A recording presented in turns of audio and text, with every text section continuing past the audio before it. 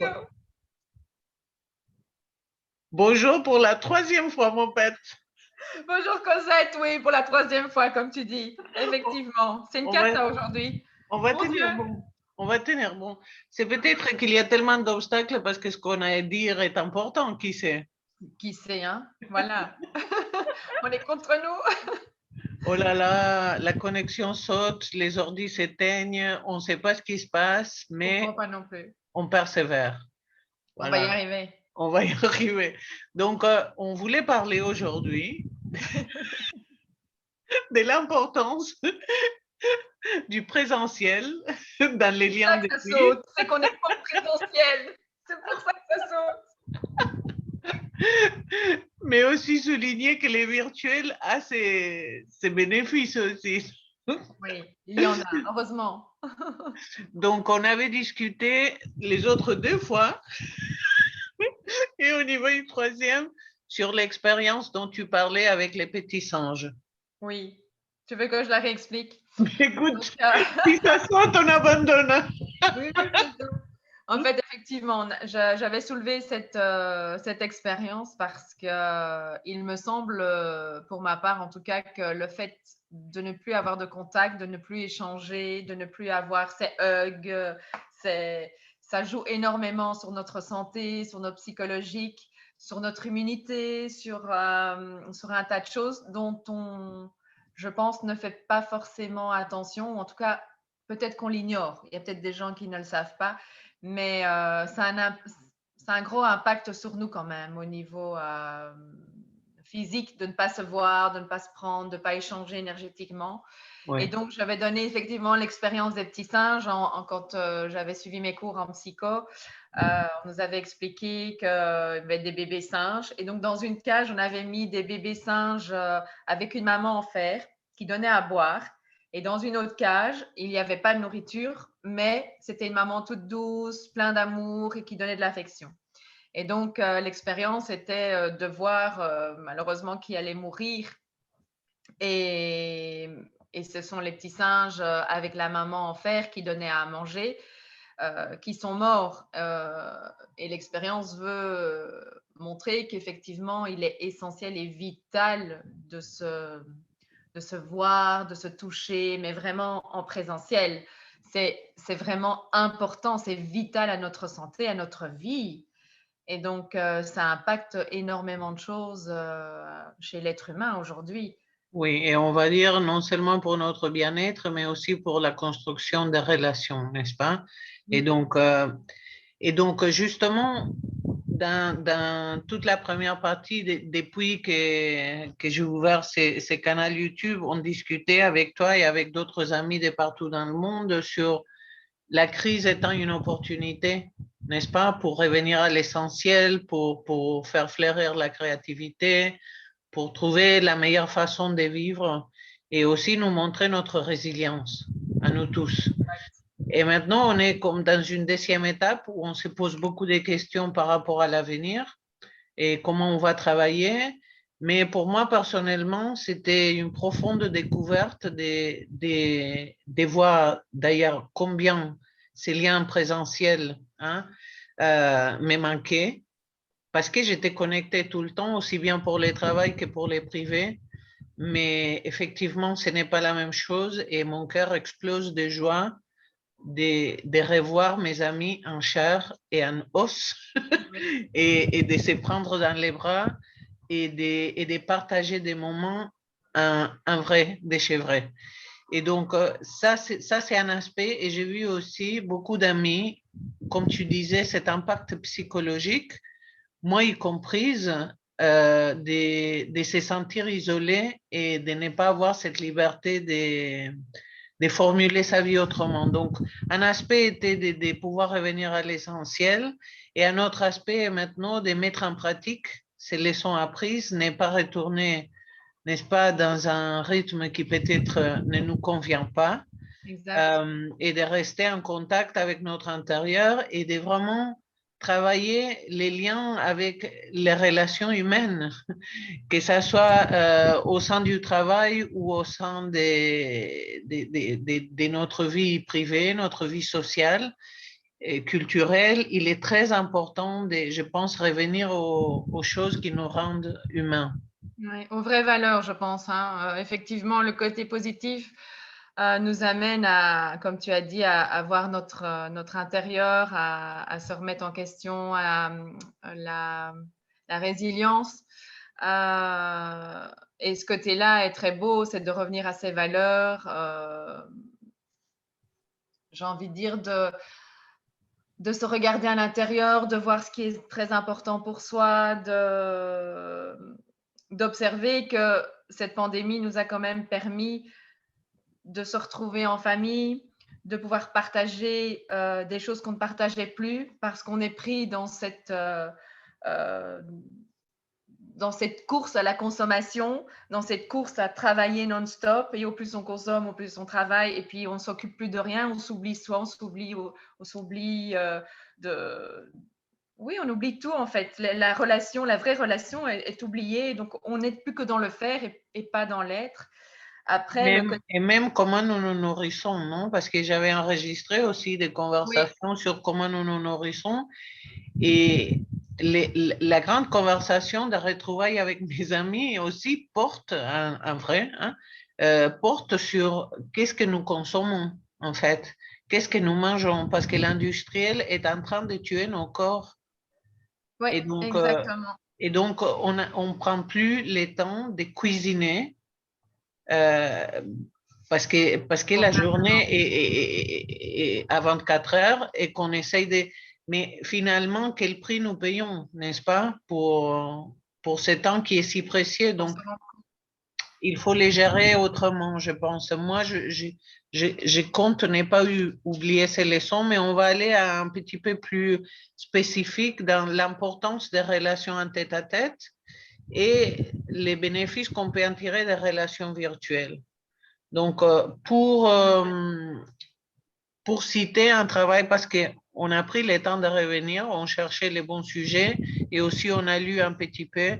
Et donc, je vais citer des points qui m'ont touché d'un article qui est écrit en espagnol.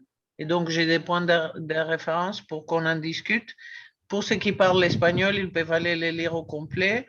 Les sites web, c'est lamenteesmaravillosa.com et la psychologue s'appelle Laura Ruiz Midjana.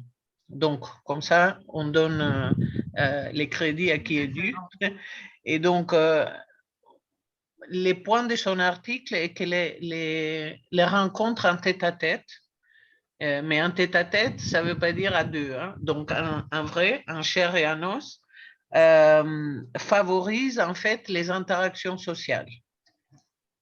Donc, pourquoi? Tu parlais du non-verbal, qui est fondamental dans nos communications. Tu veux J'en ai expliquer? parlé, oui. Ouais. Parce qu'effectivement, le non-verbal, ben, c'est 80-90% de non-verbal qui passe entre les êtres humains. Il y a la manière de... Il va avoir toutes nos mimiques, il va avoir la manière de nous poser, de croiser les bras, fermer les jambes. Tous nos gestes montrent et nous trahissent aussi dans ce que l'on peut dire s'il y a une incohérence. Exactement. Donc, Ouais. et puis il y a plein de choses. Il y a la sensation, il y a l'énergie, énergétiquement, ce que tu ressens de l'autre.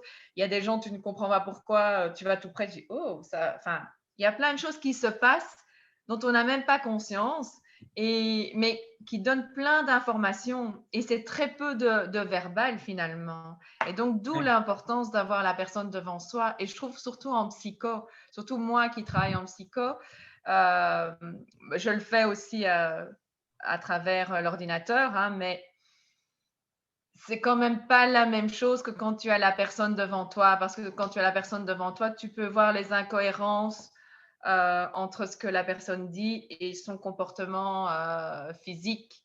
Ça peut être fermé, ça peut être un tas de choses, et notamment, comme tu dis, pour citer quelques personnes qui ont écrit là-dessus, notamment c'est Dolto, Françoise Dolto, qui a exprimé toute la gestuelle. Et puis, ce que j'avais découvert en anglais, Lie to Me, ça c'est extraordinaire aussi, toutes nos Les mimiques, micro-expressions, les ouais. micro-expressions, tout ça est de la communication non verbale, et c'est tellement important finalement.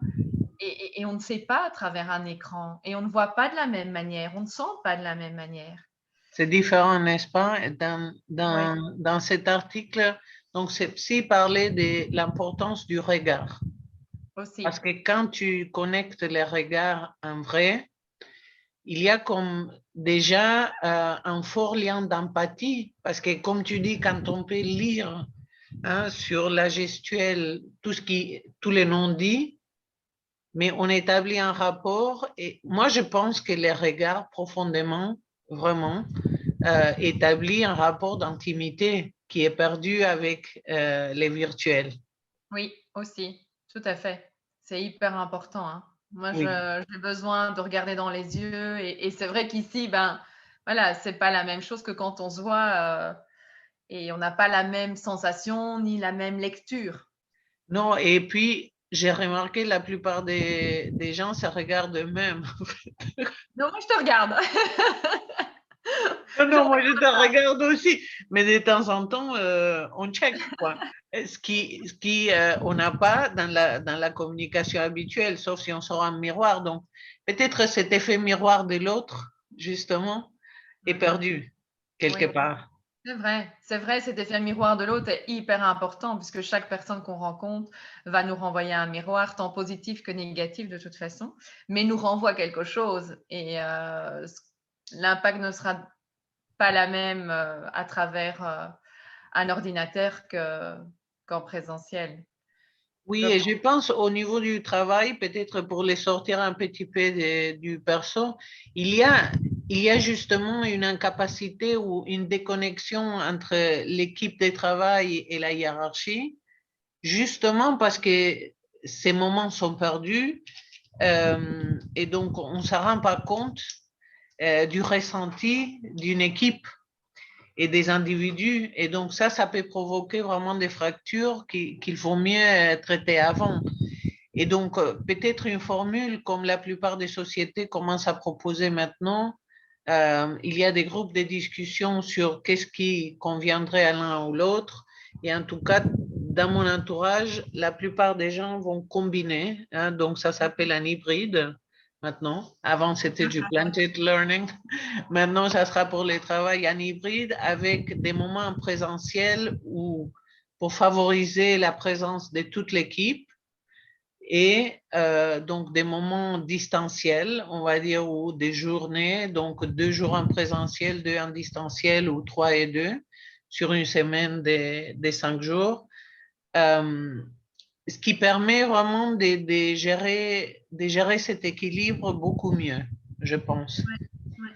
C'est hyper important hein, parce qu'effectivement, quand tu es seul, ça n'a pas le même impact que quand tu es en équipe. Et l'équipe est une énergie et en même temps, c'est qui fait fonctionner la boîte? C'est l'équipe entière et c'est pas des morceaux ou des personnes mises à gauche, Isolé, à droite. C'est c'est comme ça. si on veut soigner un corps par morceaux. Enfin c'est ce qu'on fait déjà et ce qu'on essaye.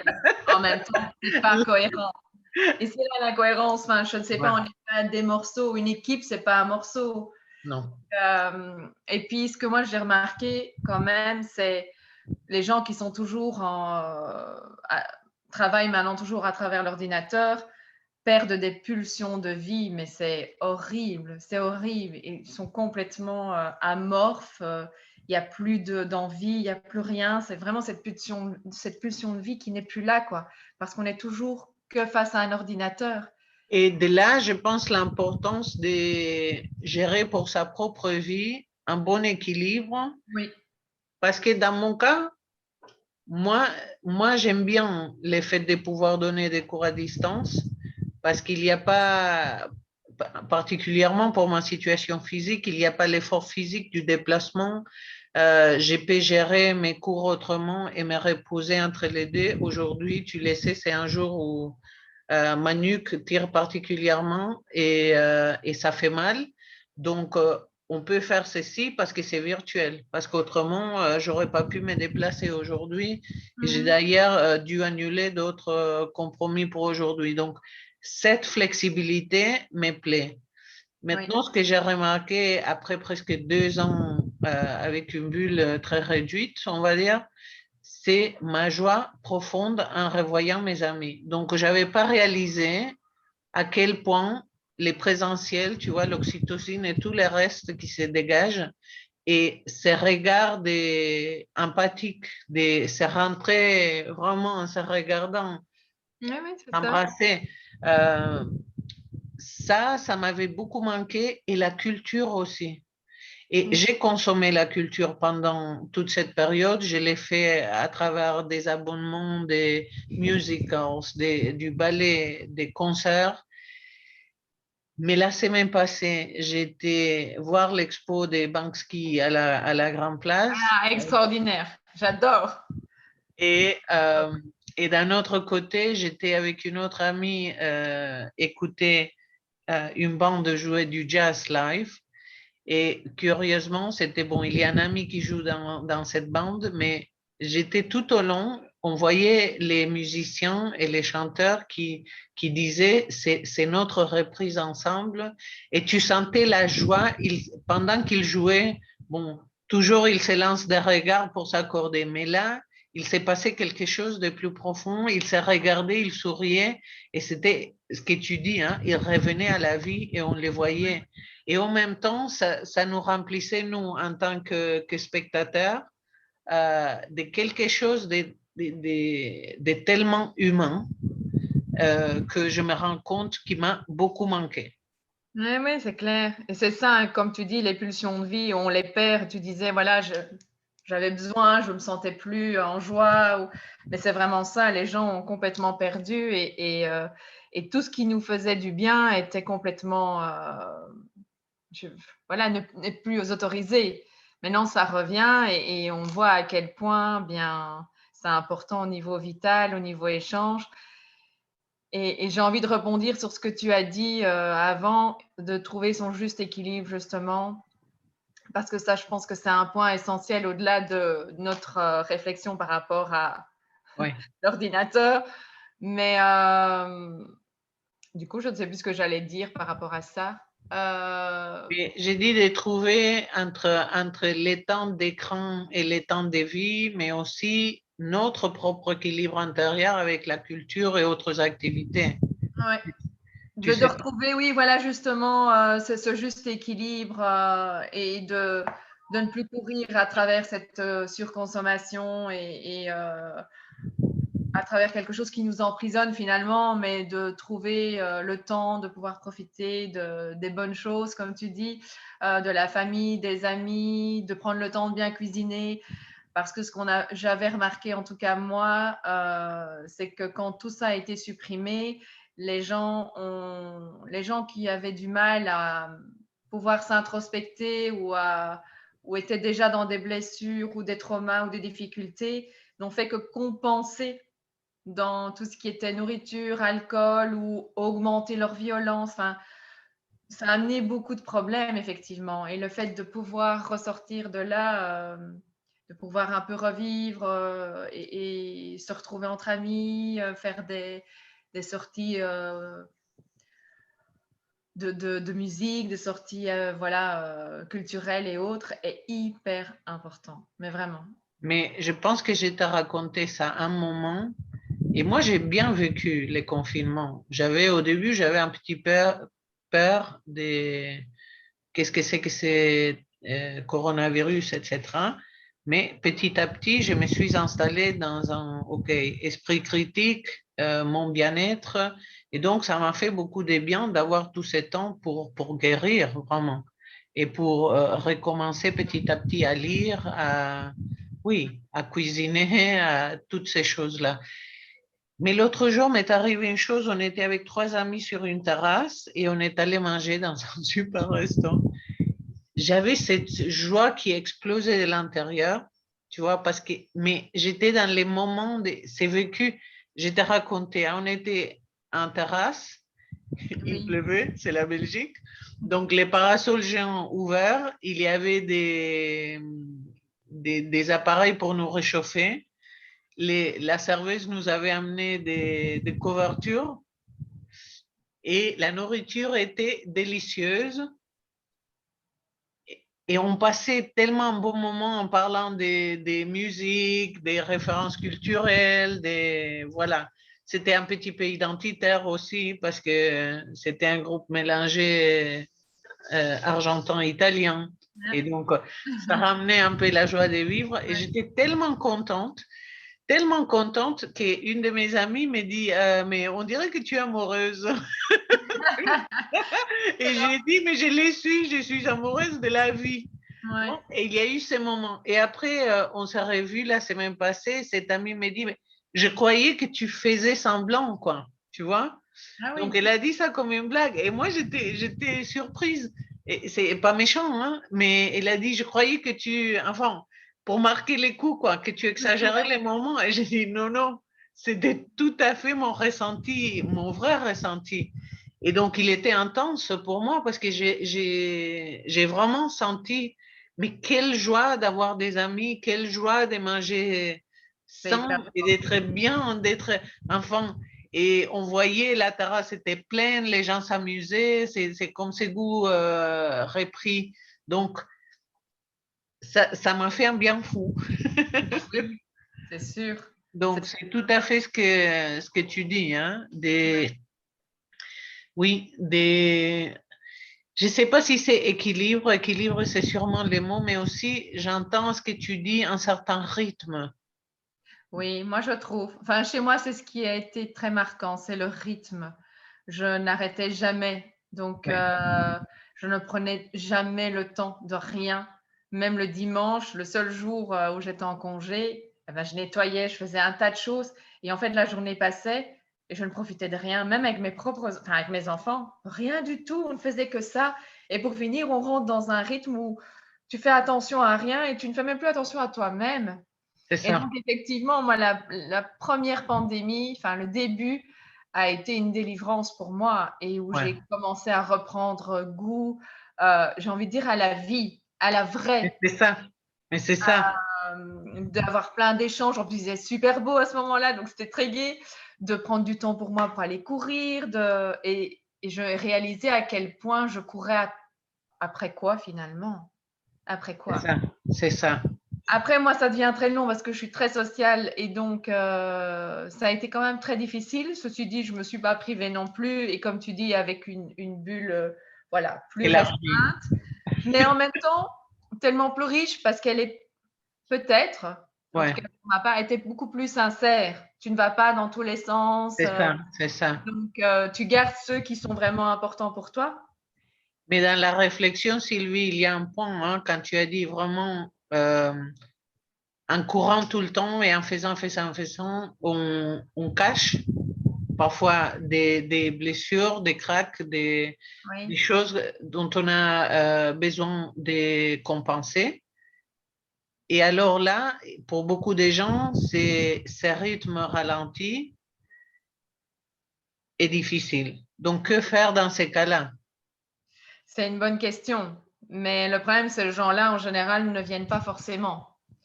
Donc, des réponses, j'en ai pas vraiment. Ça dépend d'une personne à une autre. On est tellement tous singuliers. Mais que dire? Ces personnes-là, si elles ne Ouais. viennent pas à toi ou elles ne viennent pas demander de l'aide, ça devient compliqué et on ne les voit pas forcément non plus, puisqu'avec la pandémie, on n'est pas non plus en contact avec beaucoup de gens. Et justement, ce non-verbal se perd. Donc, moi, je voudrais encourager, parce que ça, c'est toujours notre message. Oui. Si on se sent seul et isolé, euh, si on arrive à surmonter nous-mêmes, mais on peut chercher en ligne, justement, il y a tellement de choses à faire, Oui, mais c'est ça, mais d'événements. l'autre, c'est la personne qui doit, Oui, enfin, tu vois, il faut il faut faire une démarche et cette démarche doit aller dans le sens vers les amis et proposer des sorties s'il y a un problème comme pour beaucoup de gens parce que la vie a beaucoup augmenté pendant la pandémie, de tout coûte. Donc, mais il y a beaucoup de programmes et de fêtes et dans les parcs des choses gratuites oui. et pas que dans les parcs. Donc, on peut choisir. Il y a même des événements payants qui ont des journées où les visites sont gratuites. Donc, on peut trouver. Et déjà, je pense s'engager dans une recherche des choses qui nous font plaisir. Aussi, est exact. très important pour casser ces sentiments d'être déconnecté. Après, faire appel aux amis, ben, peut-être ils vont dire non, peut-être ils vont dire oui. Et, et, et si ça ne marche pas ou on ne trouve pas, donc peut-être chercher de l'aide professionnelle, chercher toujours à contacter un psy, un coach de vie, un assistant social, peu importe ce qui est à disposition. Mais moi, je dirais ne pas rester isolé ou dans la tristesse ou dans cette mélancolie qui nous envahit, parce que le fait de pouvoir formuler en présentiel ce qui nous arrive est déjà la moitié du chemin fait. Tout à fait. Pour autant que la personne se rend compte, et c'est là la grosse difficulté où il y a pas mal de monde qui ne s'en rend, enfin, qui prennent pas conscience qu'ils sont déjà dans un chemin de descente, je vais pas dire aux enfers, mais oui, descendre petit à petit.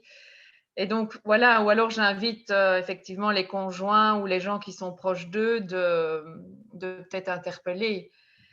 Mais c'est ça toute la grosse difficulté, c'est on peut donner un tas de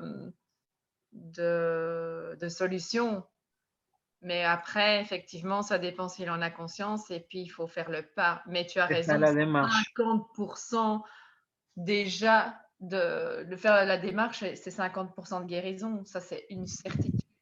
C'est oser aller demander, c'est oser aller vers les personnes. Mais ça aussi, ça pose problème, hein, Oui, le non présentiel.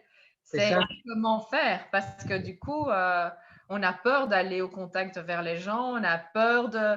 En plus, il y a une sorte quand même de tension qu'on sent dans l'air, donc les gens encore plus difficile à aller vers l'autre. Moi, je vois bien mes jeunes, ils ont peur de draguer, ils ont peur d'aller vers les filles. Donc, il y a tout ça qui travaille parce qu'on n'a plus l'habitude de se voir, on n'a plus l'habitude de se Parce rencontrer. qu'on a perdu un très long moment d'interaction sociale. Oui, Donc, je pense il y a plein d'activités qui sont proposées parce qu'on est quand même toujours en été. Mais en hiver aussi, hein. Mais maintenant, il y a par exemple, il y a des groupes de marche, il y a plein d'activités physiques dans les parcs. Il y a aussi dans différentes communes des initiatives. Par exemple, Wavre, hein, maintenant, hein, à Wavre-sur-l'Arbre. Et donc, des choses comme ça qui invitent vraiment à oui, venir, à sortir. Et même si on est seul, à essayer de faire partie d'un mouvement social qui nous relie justement aux autres, n'est-ce pas? exact. Tout ça est très bon, hein. Même ne fût-ce qu'aller promener dans la nature pour un peu se recharger différemment. Oui. Déjà, Parce qu'il y a un début, et c'était un des points de cet article, donc j'ai réalisé ce que j'ai écrit comme référence, qui était l'importance de partager cet environnement social, en fait. je suis tout à fait d'accord. Et ça, on n'arrive pas à le faire sur l'ordi, n'est-ce pas? Non, Donc, non. et donc, qui c'est? Une personne qui... parce que les gens ont envie de papoter quand même si c'est pas des comment on se sent. Déjà, retisser des liens humains en tête à tête, je pense, est fondamental. Je Bon, trouve. voilà. Et donc, Exact. on a l'importance du regard, la proximité, on a ces langages non verbal, on a cette empathie, cette écoute active, on a tout ça quand on se revoit. Et peut-être pour fermer, si tu as dit tout ce que tu avais envie de dire à ces propos. Ben, je pense que oui. Après, on peut débattre toute la journée si on Ouais. veut, mais voilà, à un moment donné, je pense que le principal est dit. OK, un monde hybride qui s'ouvre à nous. Et donc, je vais finir avec quelque chose que j'adore et ça vient de cet article aussi, mais c'est une citation de Paulo Coelho Mhm. qui dit, nous pouvons avoir tous les moyens de communication du monde, mais rien, absolument rien, ne substitue les regards de l'être humain. Waouh, très beau et tellement vrai. C'est vrai, hein. Ouais, Et voilà, à bientôt. On se voit en présentiel demain. tout à fait. On se voit en présentiel demain. Yes! Ça, c'est génial. On pourra faire un big hug. C'est ça. Et à la prochaine, ma chère Mopette. À la prochaine, Cosette. À bientôt. Bisous. Bye, Sylvie. Bye Bye bye. bye.